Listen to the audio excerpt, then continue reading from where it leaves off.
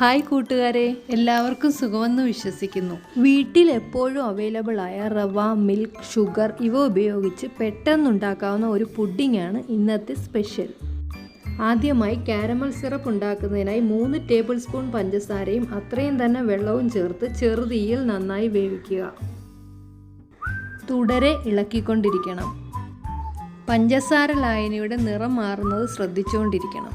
കൂടുതൽ ഡാർക്ക് ആയാൽ അത് കയ്പ് രുചി അനുഭവപ്പെടും. അത് നമ്മുടെ പുഡിങ്ങിന് ഒരു ചെറിയ കയ്പ് ഉണ്ടാക്കും.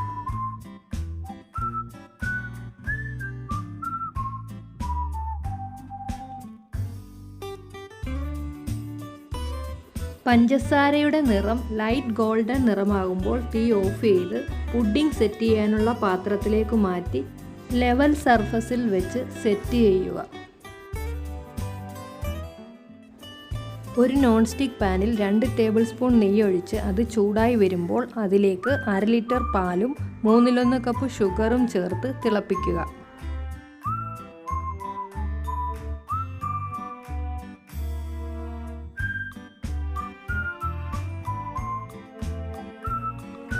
പാൽ തിളച്ചു വരുമ്പോൾ അതിലേക്ക് 3 ടേബിൾ സ്പൂൺ റവ ചേർത്ത്, റവ വറുത്തത് വേണമെന്ന് നിർബന്ധമില്ല, നന്നായി തിളപ്പിക്കണം. 3 മിനിറ്റ് കുക്ക് ചെയ്തതിന് ശേഷം ഗ്യാസ് ഓഫ് ചെയ്യാം. ഈ റവ മിക്സിൻ്റെ ചൂടാറുമ്പോഴേക്കും ഒരു ബൗളിൽ 2 മുട്ടകൾ പൊട്ടിച്ച് അതിൽ 1 ടീസ്പൂൺ വാനില എസൻസ് ചേർത്ത് നന്നായി ബീറ്റ് ചെയ്യുക.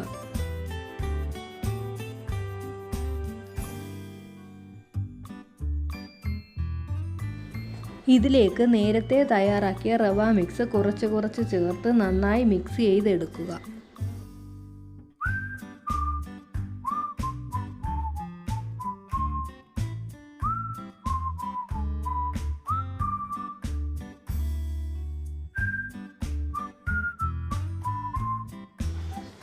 ഈ റവ പാൽ മിക്സ് നേരത്തെ കാരമൽ സിറപ്പ് ഒഴിച്ച് സെറ്റ് ചെയ്ത് വെച്ച ട്രേയിലേക്ക് സാവധാനം ഒഴിക്കുക.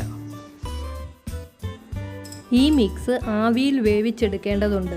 ആവി കയറ്റുമ്പോൾ ഈർപ്പം വീഴാതിരിക്കാൻ വേണ്ടി പ്ലേറ്റോ അലൂമിനിയം ഫോയിലോ വെച്ച് കവർ ചെയ്യണം. അതിനുശേഷം പുഡിംഗ് മിക്സ് നിറച്ച ട്രേ 25-30 മിനിറ്റ് ചെറിയ തീയിൽ ആവി കയറ്റിയെടുക്കണം.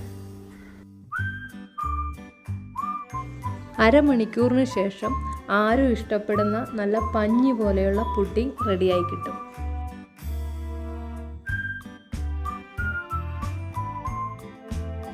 എല്ലാവരും ട്രൈ ചെയ്ത് നോക്കണം. വീഡിയോ ഇഷ്ടപ്പെട്ടെങ്കിൽ please like, share and subscribe.